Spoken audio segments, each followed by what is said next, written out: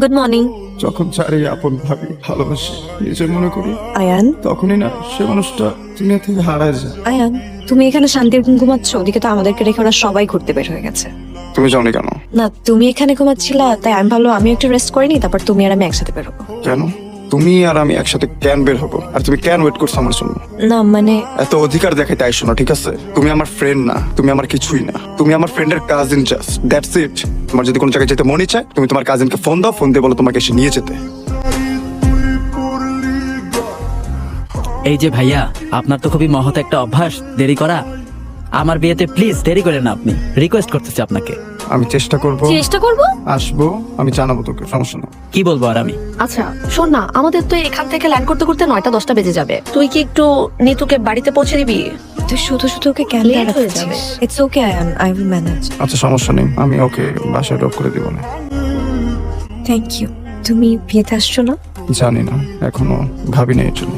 আচ্ছা, আমাদেরকে আর কখনো দেখা হবে না? আমাদের মনে হয় আর কখনো দেখা না হওয়াটাই বেটার।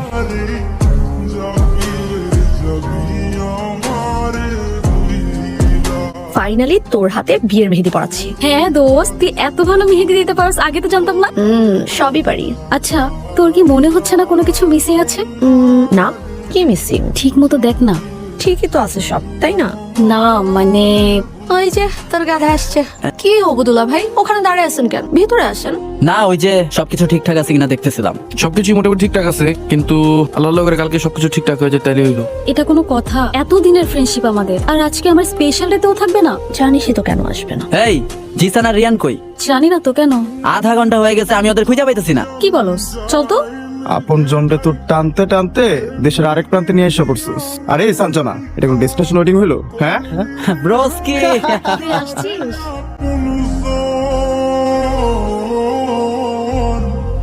অবশেষে তোমার ইচ্ছে পূরণ হলো। যেমন? যেমন এই যে আমাদের আবার দেখা হলো। আর তোমার ইচ্ছে সেটা তো অপূর্ণ রয়ে গেল, তাই না? আমার ইচ্ছে সবসময় অপূর্ণই থেকেছে, এটা নতুন কিছু না আমার জন্য। আচ্ছা তোমার ডায়েরি কই? তুমি ডায়েরি লিখো না এখনো? না, কেন? ডায়েরি লিখতাম জীবনের সুন্দর মুহূর্তগুলোকে ধরে রাখার জন্য। এখন আর আমার জীবনে ধরে রাখার মতো কোনো মুহূর্ত নেই, তাই লিখি না।